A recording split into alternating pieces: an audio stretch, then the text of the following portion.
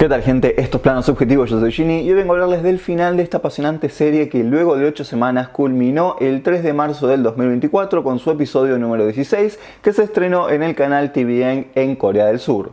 Por si cayeron acá de casualidad, les aviso que en este video voy a hablar completamente con spoilers sobre el final de la serie y voy a hacer un breve desglose de los núcleos principales en su trama. Digo esto porque sé que hay varias personas que siguen la serie por Netflix y en esa plataforma por ahora se estrenó hasta el episodio 10 y está previsto que el final recién se estrene el sábado 23 de marzo. Si es tu caso, yo te recomendaría que una vez que veas completa la serie y si todavía te interesa saber mi opinión, regreses recién ahí a este video, de forma que no te spoilees nada. Así que no perdamos más tiempo y déjenme contarles de qué trata Cautivar a un rey.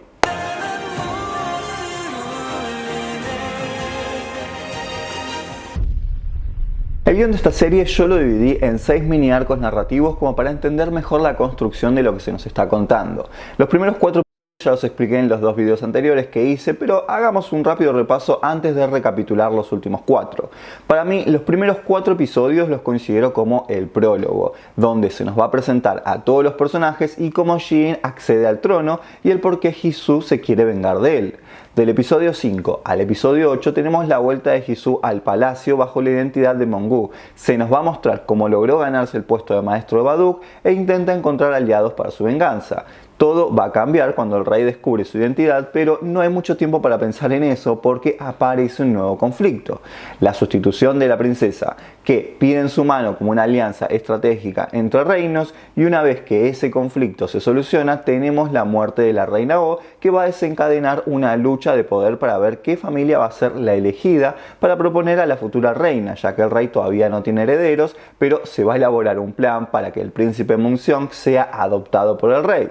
Van a suceder otras 2 cosas muy importantes que van a cambiar el rumbo de la historia. Jisoo escucha al rey diciendo que luego de un tiempo se va a deshacer del príncipe y eso hace que Jisoo le dé permiso a Chudal-ha para continuar con el plan de asesinarlo.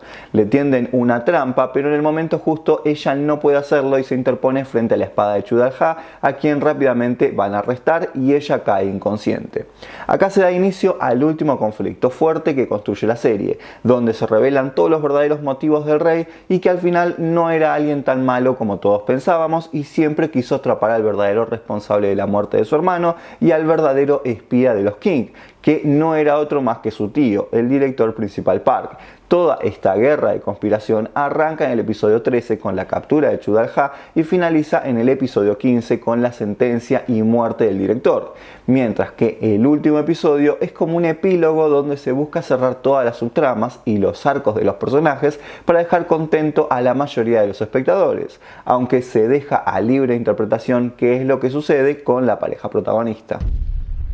El director principal Park Jong-hwan, que era en realidad el gran artífice de todas las conspiraciones para manejar la corte como a él le plazca, pensó que al tener a su sobrino como rey le iba a ser mucho más fácil controlarlo, porque era más joven y posiblemente lo consideraba más ingenuo por su amabilidad y bondad.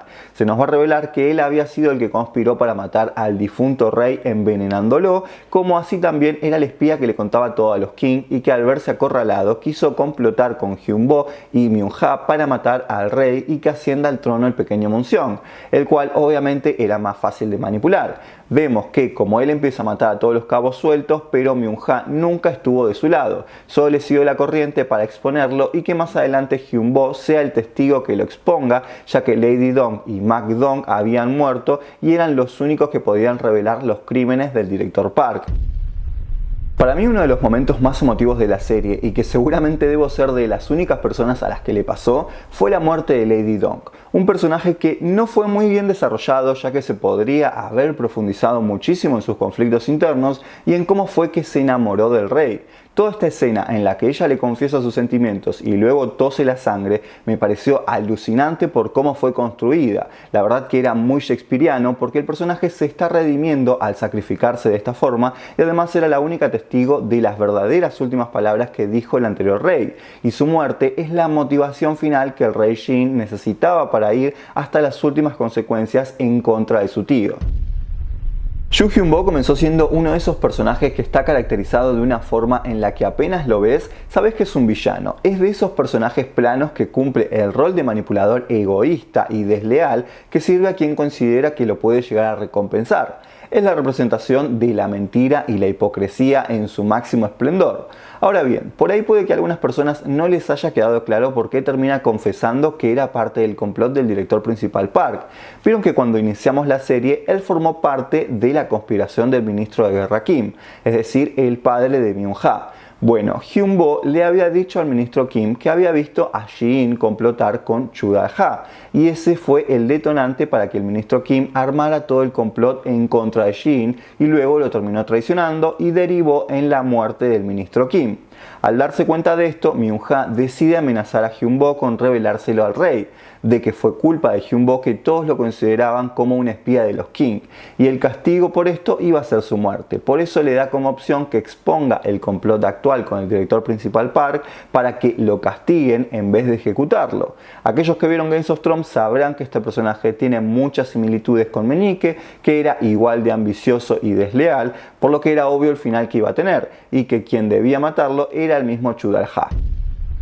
El rey empezó a ordenar la corte haciendo grandes cambios para corregir los errores del pasado. Por ejemplo, empezó a hacer que los nobles paguen un tributo para estar exentos de ejercer servicios militares, como para compensar un poco la desigualdad que existía con el pueblo. Y acá me gustaría dar un pantallazo general sobre cómo estaba constituido el gobierno de Joseon. Estaba el rey y este era asesorado por el Consejo de Estado, que era el organismo más alto del gobierno. Después había 6 ministerios: personal, ritos, hacienda, guerra, justicia y obras. Y luego existían varias oficinas y secretarías que servían como un nexo entre el rey y los funcionarios. Dicho esto, dentro de los cambios que hizo, nombró a 3 personas como sus principales asesores. Kim Je-nam, que se había convertido en el inspector general, ahora es el ministro personal. El secretario real jefe se transformó en ministro de ritos y el consejero de Estado de izquierda pasó a ser consejero de Estado jefe. Ellos 3 eran los principales encargados de deliberar sobre los problemas clave del Estado, asesorando al rey y transmitiendo las decisiones reales a los demás ministros. Min Ji-hwan renunció a su cargo y el rey le ofreció ser gobernador de Gyeonggi, mientras que Kim Min-ha se transformó en el tercer oficial de ministro de guerra.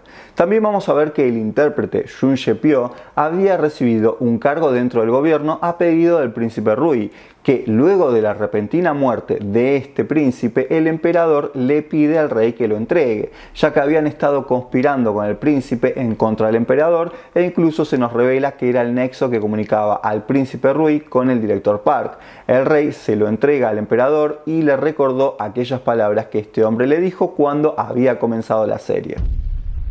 Empecemos primero por los parientes del rey. Recordemos que su madre es la reina viuda, la cual le ruega que no vaya en contra de su propia familia, pero el rey no le hace caso, lo cual vemos que termina distanciándolos y medio que ella se exilia en un templo como para generarle algún malestar al rey o que haga algo por ella. Es un personaje que siempre está queriendo manipular a su hijo desde la lástima, haciéndose la víctima, e incluso vemos cómo deja de alimentarse para enfermarse, llamar la atención y hacerle sentir culpa a Ji-in. El hermano de la reina viuda y director principal, Park Jong-hwan, es interrogado, torturado y sentenciado a beber veneno como castigo por todos sus pecados. Acá hay que dejar en claro que este personaje solo buscaba el poder. Él se jactaba de ser un servidor fiel, pero todas sus acciones solo eran un medio egoísta para ejercer él mismo el poder y tener privilegios por todo lo que lograba. Después tenemos a los príncipes, que son los sobrinos, los hijos del rey anterior. El príncipe Munseong se le dio el título de príncipe heredero, es decir que oficialmente será el próximo rey, mientras que la princesa Yang Ri-yong vuelve al palacio ya que el príncipe Rui había fallecido.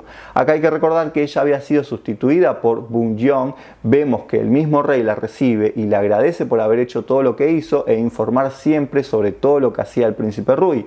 No se nos muestra a la princesa, pero al ver que Byung-yeong vuelve con su familia, es evidente que la princesa está nuevamente también en el palacio.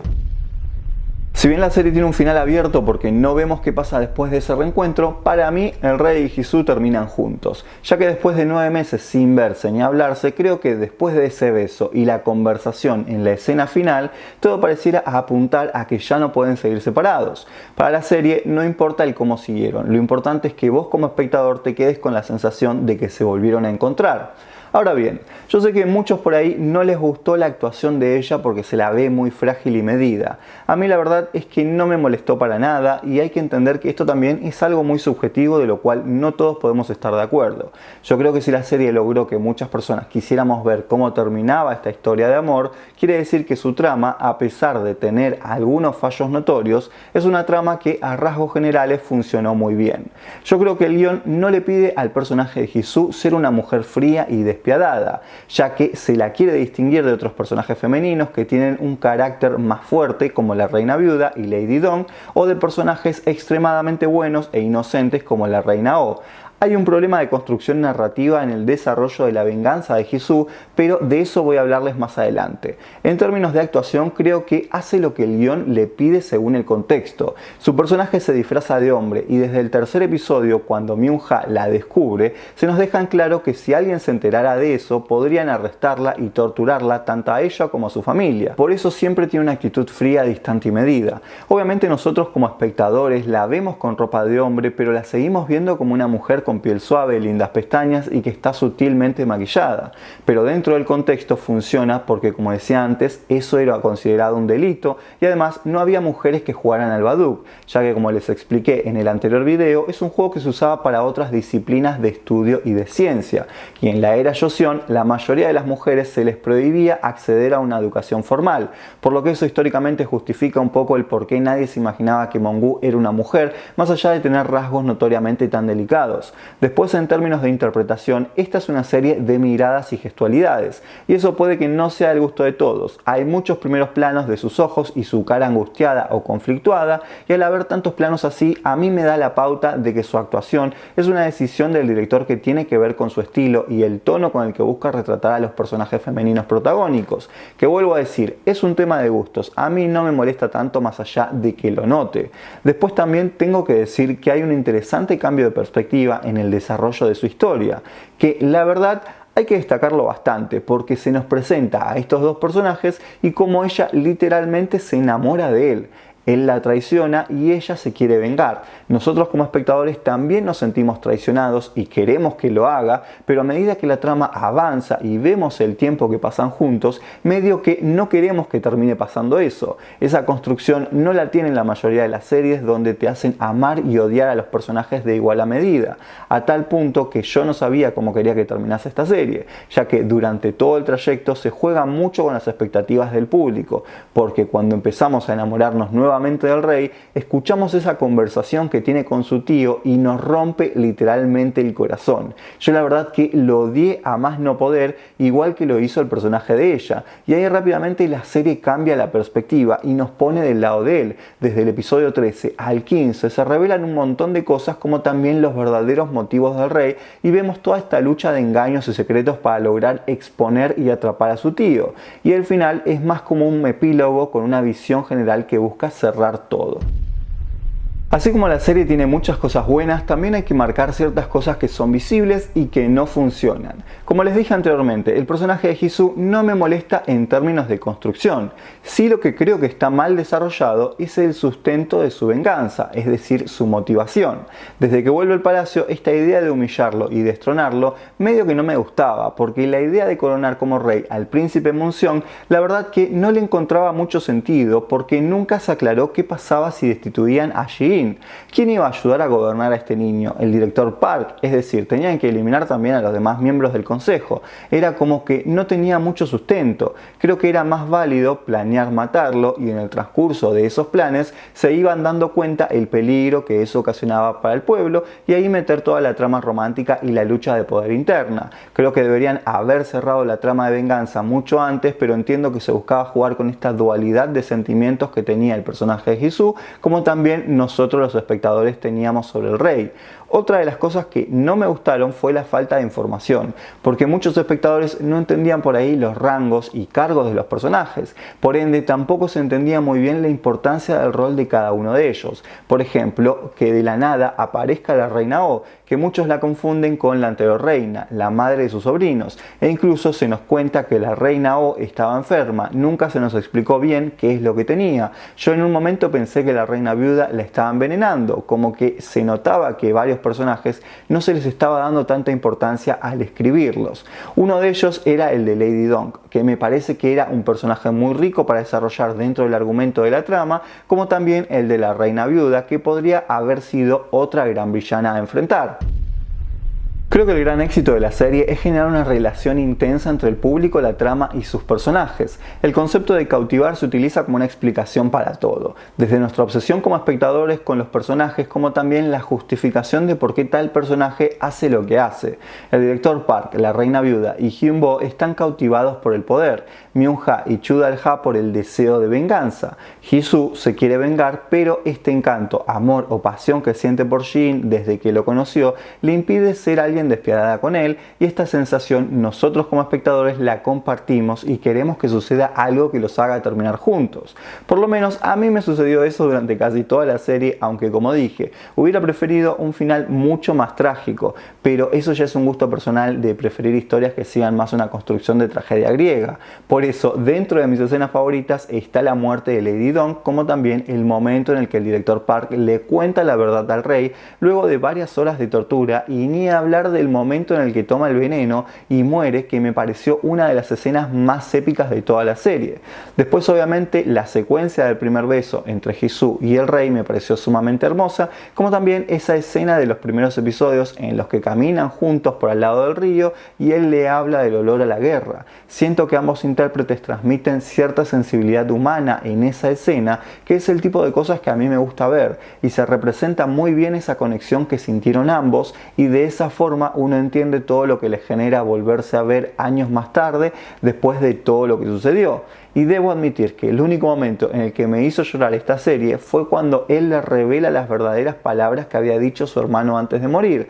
Como que hay una carga dramática muy bien construida, y ese abrazo que ella le da me partió el alma, porque hace que entendamos aún más la conexión y el amor incondicional que hay entre ellos dos. La verdad que Cautivar a un rey es una de las grandes series que vi hasta ahora en lo que va de este 2024, más que nada porque me llevó por una montaña rusa de emociones. O sea, yo veo muchísimas series y películas. Aquellos que me siguen hace rato saben que incluso veo varias cosas que no termino subiendo acá en YouTube. Pero esta serie fue un viaje emocionante, más allá de que tiene un final que busca ser complaciente. Una de esas historias adictivas que me gustan porque te generan emociones, más allá de que uno entiende la construcción y el uso de los estereotipos y clichés del género. Es atrapante, con momentos que te frustran y otros que te enternecen. Ojalá les haya gustado tanto como a mí, y les agradezco a todas aquellas personas que vieron este video como los anteriores, como también a quienes comentaron o pasaron a dejar lindas palabras. Así que, como bien pone la serie en su final, gracias por escucharme, espero que les haya sido útil o al menos entretenido, cuídense y espero que tengan un lindo día.